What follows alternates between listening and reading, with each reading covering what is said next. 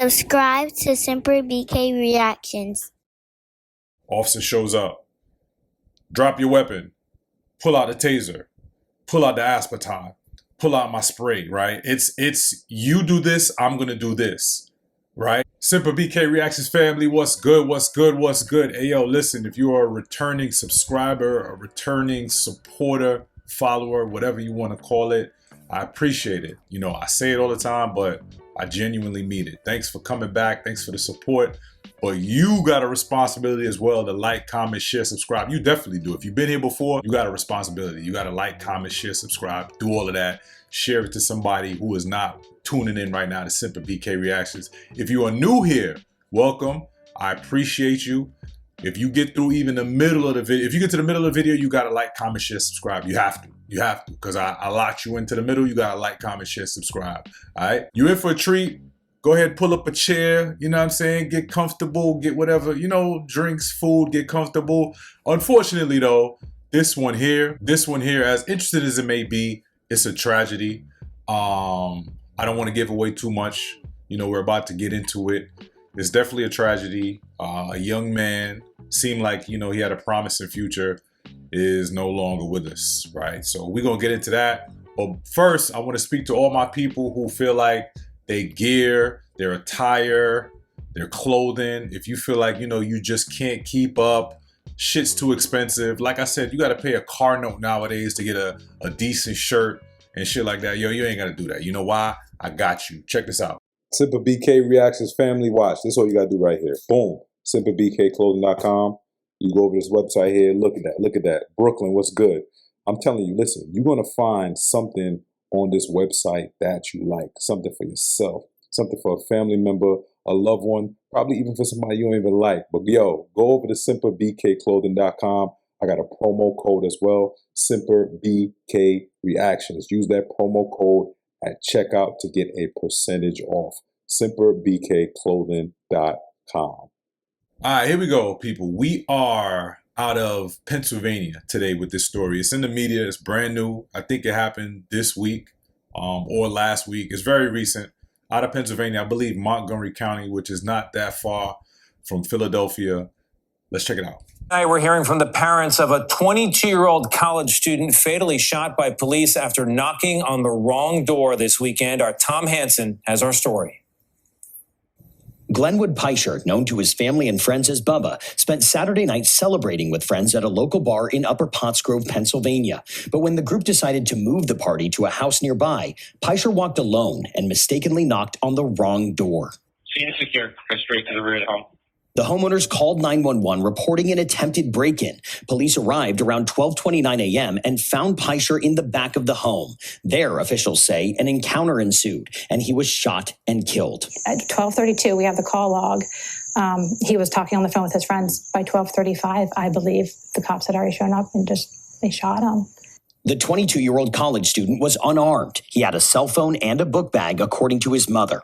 Police have not released any information on the shooting and said the incident is under investigation. There was no taser, no nothing, automatic, deadly force. Have you heard from the police department? No. We haven't heard anything.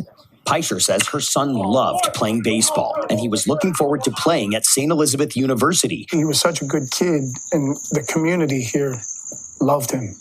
And nobody could believe that this happened to this young man who wouldn't hurt a fly. And Tony, the Pysher family says they have not even seen a police report yet. I asked them what justice looks like for them. They say the officer who shot their son should never be allowed to patrol again. All right, first, I want to, you know, we got to send condolences to this family. Young man, 22 years old, that's sad, right? We got to send condolences to that family. You know, it's things, you know, respectfully, you gotta, I have to, while I'm giving this reaction, I have to understand, I guess, the parents' feelings, a lot of emotions right now. I got to be empathetic to that. But already what I don't like about what they're saying and what I feel like that narrative, they're going to paint this narrative, right? Because nobody don't know nothing. Nobody don't know nothing besides maybe that police department and those officers that responded to the scene, right? And maybe the homeowners. But already we got the mother on this interview already saying no taser, no nothing. And what a lot of people don't know, again, when you have never been in this line of work, right? Yo, listen, if you don't know what the continuum of force is, that's kind of been phased out of law enforcement. And just to give you a brief example of what the continuum of force is, officer shows up, drop your weapon, pull out the taser, pull out the aspartame, pull out my spray, right? It's you do this, I'm gonna do this, right? And that's kind of been, and it's like ladders. I'm sorry, it's like a staircase, continual force. I learned that in the Atlanta Police Department in 2010. But that's since been phased out because things are like fluid, right? You show up to a scene, it may be a verbal altercation. Next thing you know, there's guns being drawn and, things escalate quickly. So again, when you're grieving, also when you don't understand this line of work, it's very easy for you to be like, they just showed up and shot him. Because at this point, again, with keeping respect to the family, they don't know what happened. They don't know what happened. Another myth that's sometimes out there with people, they feel like somebody unarmed is not a threat, right? They feel like somebody unarmed couldn't pose a deadly threat, and 100% they can. And like I said, people are just forming these opinions based off of, initial reports. Oh, he didn't have a weapon. Why did they have to shoot him? We don't know what happened behind the house. One thing I pray this definitely is some small town, right? We've never heard of. It's in a big county. It's a county next door to Philadelphia, but I hope they ain't try to come out saying we ain't got any body cameras, because we need to see that body camera footage. It's so unfortunate too, because I'm quite sure his friends are probably like, damn, we should have told him, no, don't walk, come with us. You know what I'm saying? Because from what I believe the news story was saying was, the rest of them were driving back to whatever location they were going to, and he wanted to walk on what seemed like an extremely country rural road. You know what I'm saying? And it's unfortunate that, I don't know, they're not saying he was under the influence, but I don't know, maybe it was dark. Maybe he was under the influence, why he knocked on that wrong door. It's so many, I know it's so many people may have some regrets right now, right? The homeowners like, damn, maybe we shouldn't call 911. No, I think they were absolutely right if they felt like somebody suspicious was at the rear of their home. So what do I think? Again, I'm basing my opinion off of we have no information or the little bit of information we have, right? And there's not much.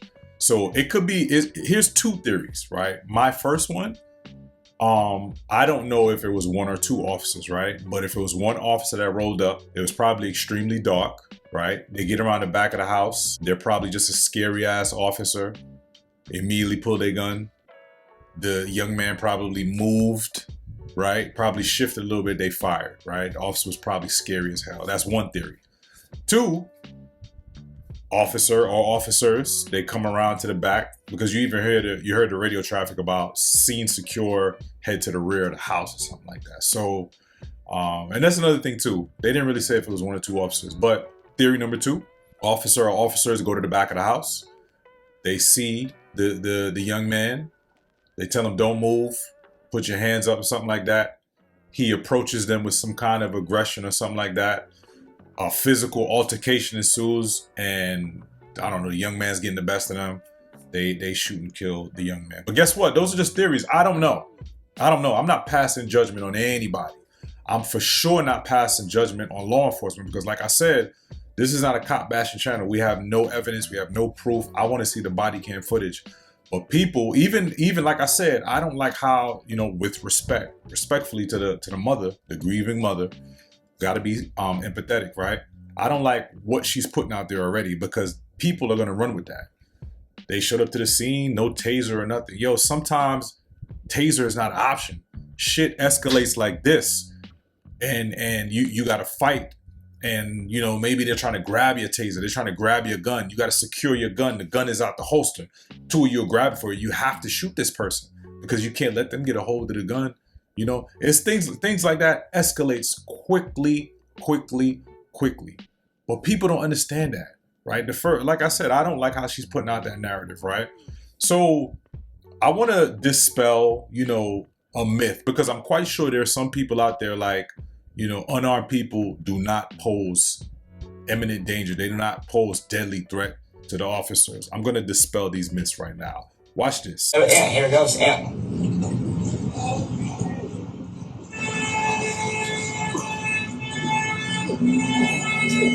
And he's trying to get on the radio right there. I know it looked crazy, but he's getting on his radio and letting dispatch know what's going on.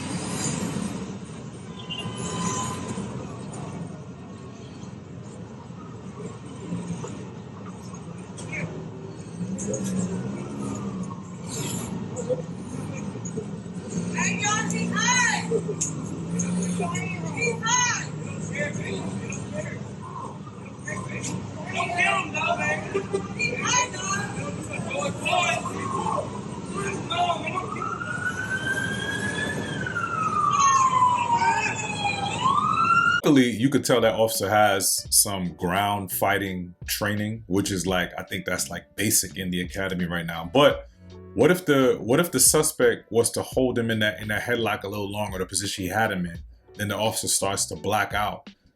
For sure, that's a situation right there. If the officer is starting to black out, he's seeing stars, he can for sure use deadly force right there.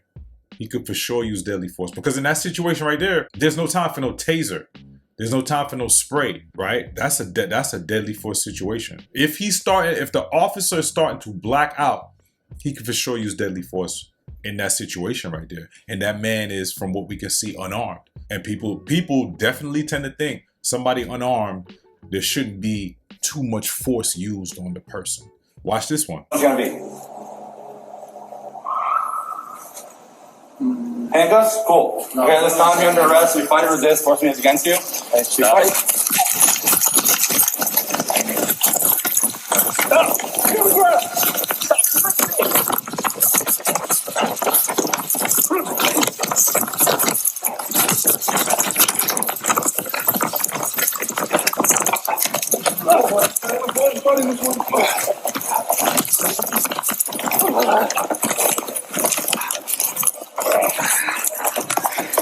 Get off my taser!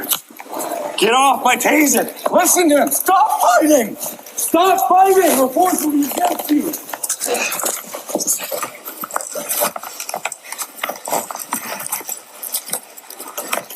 Is this holding labor cover? Yep. Stop fighting us. All right. Nope. Yeah. I'm wake up. Nope. No, get off of him! Get off of him! Stop it! I'll hit you again. Do you hear me? Knock it off. Give me your hand. Get off my taser. If he got a hold of that taser, that for sure is a deadly force situation. The officers can for sure use deadly force. If he got a hold of one of their tasers, they could have for sure used deadly force. People don't like to hear this shit, right? It is what it is. And again, it's so easy for you to judge, right is right, wrong is wrong. If an officer is operating outside the guidelines of Graham v. Connor, if they're operating outside of those prongs, right? If they're using excessive force, that's dead wrong, right?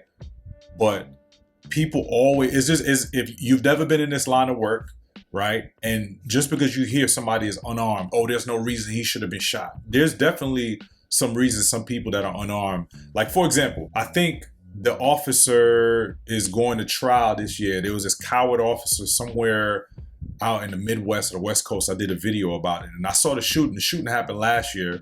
And just because this suspect, he was walking towards the officer and he had his fist balled up, and the officer was clearly scared.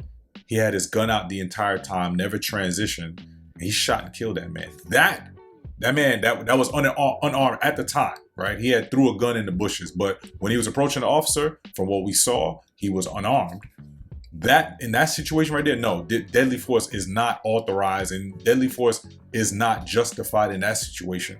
But I want to let you know, again, I'm not making shit up. I'm not guessing. There are situations where if an individual is unarmed, deadly force can still be used, and I gave you some. So I said all that to say, let's be patient. This just happened a few days ago. Hopefully we get some body cam footage very soon, and we'll go from there. When we get the body cam footage, we'll go from there. If the body cam footage come out, I'm definitely gonna do a part 2 to this right here. But condolences to that family. 22 years old. It's a tragedy. And again, it looked like he had a promising future. He played baseball for the college. It's terrible. So condolences to the family. Let's not rush to judgment. And if the body cam footage come out, like I said, you gotta subscribe, hit that notification bell, because I'm gonna do a part 2. All right. And once again, go check out SemperBKClothing.com. All right. I got a promo code for you as well right there. SemperBK Reactions. That's one word, one love. Peace.